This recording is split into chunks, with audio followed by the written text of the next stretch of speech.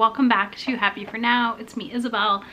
I'm here with some papers I printed and basically what's happening right now as of December 28th at about 3:00 p.m. Eastern Standard Time.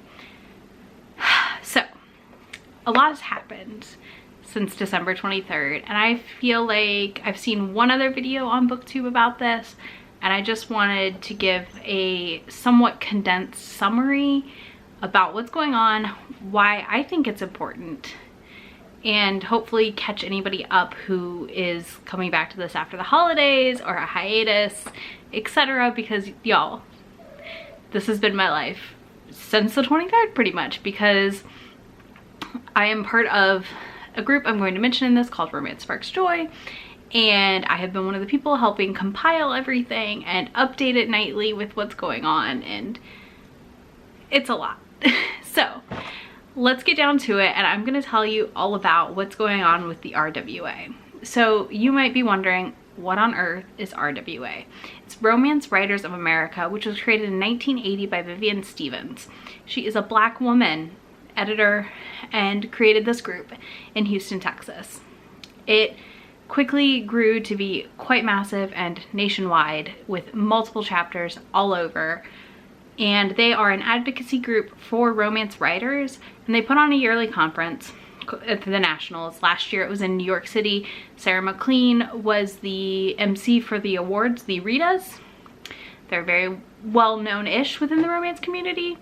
And they award books that are judged by members and volunteer judges across different genres. So this all kind of started in 2019 springtime when the nominees were announced for the Ritas this year. The nominees would be books that came out in 2018, so they happen, you know, the books come out the year before, and then the Rita ceremony is the next year. So in spring 2019, they announced all the Rita nominees. There were 3 authors of color. There were 3 not white authors on that list.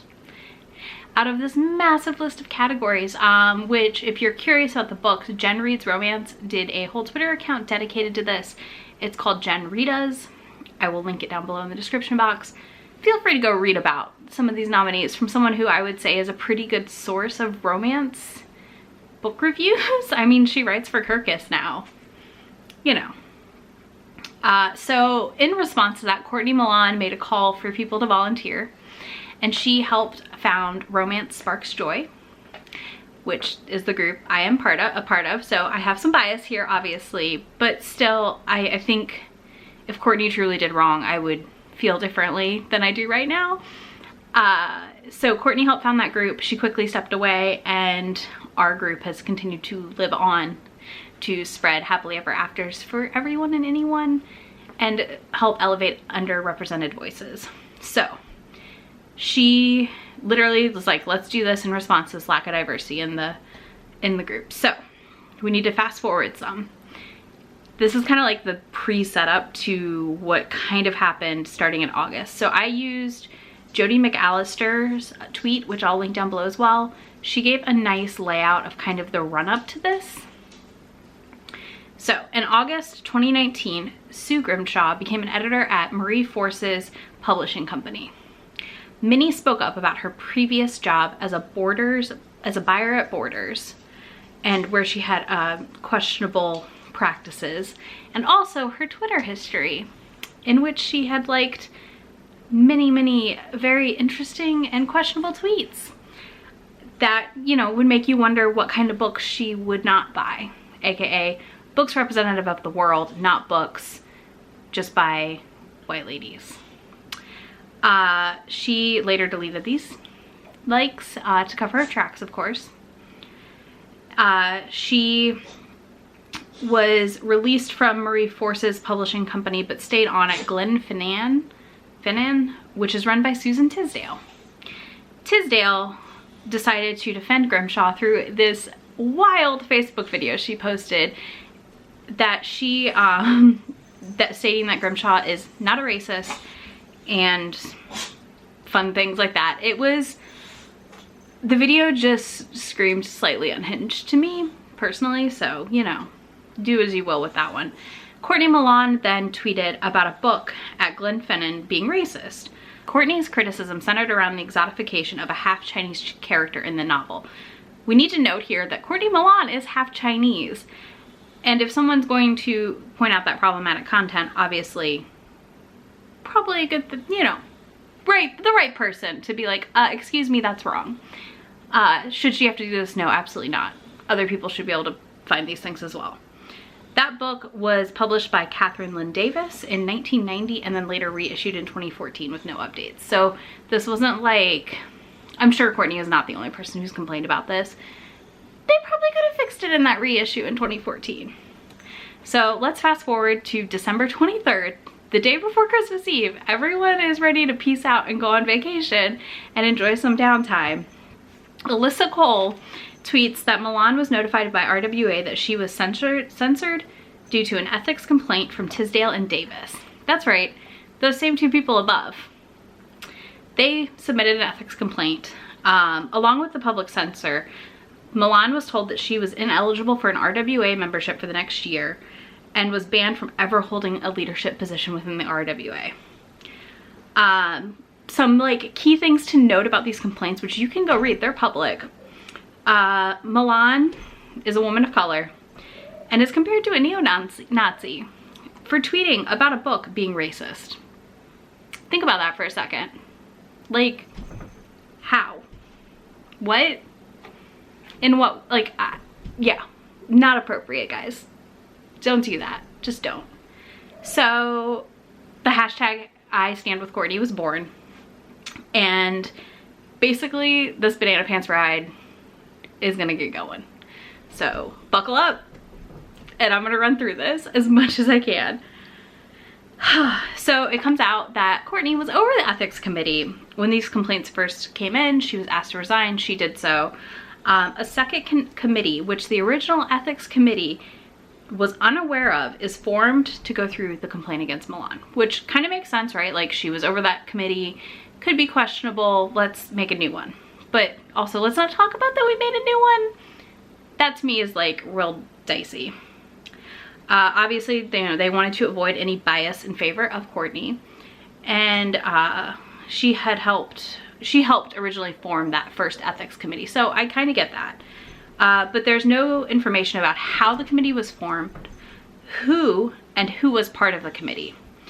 So there's a lot of questions about who, you know, what kind of people were on this committee, what kind of training did they have, how are they going to, you know, correctly make these decisions about what's going on in these complaints. Also, remember those deleted tweets that she liked and stuff, that she deleted all those likes and whatnot? So a lot of those things could have been used for Courtney in a defense against these complaints, but they got removed.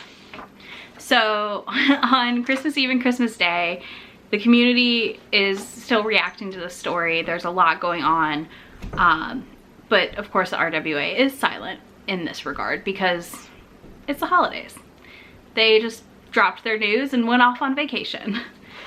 Shanta Rand, who was part of the board of directors, resigned on New Year's Eve. On Christmas Eve, she resigned.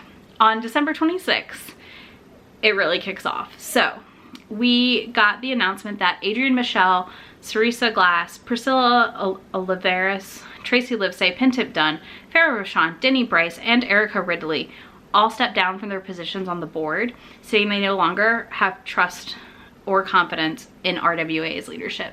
This is huge. These are some of the more, some of the BIPOC, these were a lot of the women of color on the board.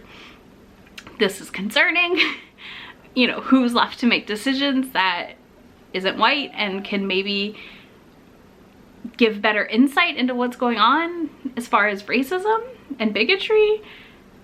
They're just gone. Then Dee Davis leaves the original ethics committee and leadership development chair position. Bria Quinlan and Jenny Lynn step down as co-chairs of the WRW committee. The Cultural, Interracial, and Multicultural Special Interest Chapter at RWA writes a letter asking for the resignation of the president, president-elect, and executive director of RWA. 27 chapter presidents are writing a letter to RWA asking for the same resignations. This is just like blowing up in their face. Like, it's exploding from the inside out. It's apparent there is an issue, because then we get lots of insight from some former members of the RWA board. So Alyssa Day talks about how the staffers at the headquarters of RWA, which are like full-time employees and not volunteers, are not allowed to be talked to by the board in any way, and there's like some weird barriers there. Also, Leslie Kelly gives us a great rundown, which I linked down below, on exactly how the board of directors function, at least in 2017. And maybe it can give some insight into where the breakdown happens. So the fun stuff starts happening on the 26th, which is many interesting facts about the current RWA president, Damon Suede, start coming to light on Twitter. Current members open a petition to recall all RWA officers and have a new vote. Countless stories of microaggressions come to light that multiple authors of color have experienced at conferences, at chapters, being underpaid to come to events. Comments in the Pan Loop, which is a published authors network, that they, you know, an author says something shitty and like racist or, you know, homophobic, and another author sends a report in and nothing happens because it never makes it to the ethics committee. So somebody is not passing these on, and that's concerning. Let's see. They also start to find out why RWA possibly has not pursued anything against Dream Spinner Press, who, if you're on book Twitter at all, has not been paying authors for, I think, a year now. It's been a while, and it's really, really bad. So at the end of the day, on the 26th, RWA releases an official statement which sheds no additional light on the original complaints and decision, and rescinds Milan's ban pending legal consult.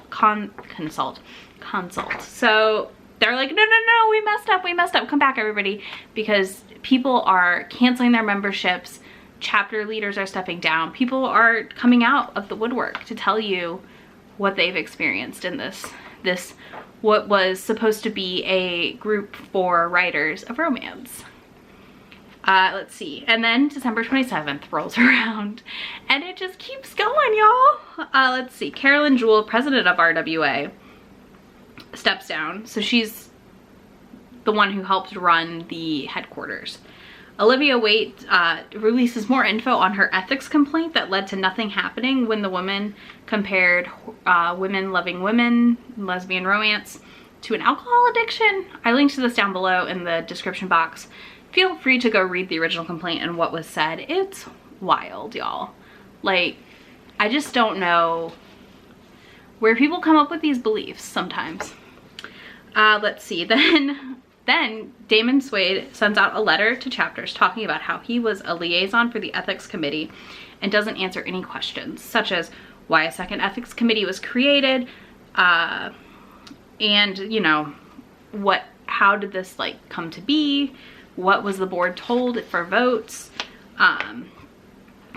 And much less why full details of complaints weren't shown to the board. So when he acted as liaison, the full complaints were never shown to the board. People on the board who voted had no idea what they were voting against because they didn't see these full complaints. If you read those complaints, there's no way to make a judgment without reading the full one. And then I would recommend you read This Black Magic or Cole McCade's breakdown of the letter from Damon. It's a really good breakdown of what is happening in this empty letter. It is quite literally empty. So December 28th, this morning, it hit me that maybe I should do a video on this, because this is just went from like wild to like banana pants wild. So this morning I woke up to Chuck Tingle having tweeted about this. And if you don't know who Chuck Tingle is, go check him out. It's delightful. Chuck Tingle tweeted an example of lies that Suede has told before, including in an interview that is online where he says that he knows who Chuck Tingle is. And Chuck immediately denied this. And honestly, you really do just need to go read the thread because it's gold. But yeah, he was like, I don't know him. I've never met this man. And then Damon Suede was uninvited from a Polycon for both 2020 and 2021. And obviously the story is still developing. Like, I don't know when it's gonna end. I've pretty much been splitting time doing this a lot. But yeah, so I also want to note that Courtney Milan was awarded the RWA Service Award this year for her work with the Ethics Committee for helping engage with authors on problematic content. And then they do this. It makes no sense. It makes no sense. So in case you're like, well, why do I care? Why does this matter? Why are you making this video? One, I don't want to read authors who write racist content or are bigots. I go update reviews when I learn things I didn't know when I read the book. Or if I missed something and someone tells me what was wrong with it, I make a note of that. Like, I want to be an informed reader, and I want to put my money back into authors that want to give everyone a happily ever after, not just straight people or white people. So I think that, you know, it's important to remember that RWA helped fight things like Cockygate, which happened last year. Man, time is a blur. You know, the funds were raised from that anthology and given to the RWA to help employ lawyers to fight that trademark. You know, RWA exists to connect writers with other writers of romance and to put on conferences and to educate. And you can't do that if there is this institutional racism and bigotry within the organization. And it's just sad. Like, it makes me angry that Vivian Stevens founded this and these people are coming back and just destroying something that was important, honestly, and has helped make headway for a lot of things in romance, but then now is just like blowing it up. I'm just envisioning the mushroom cloud of smoke, y'all.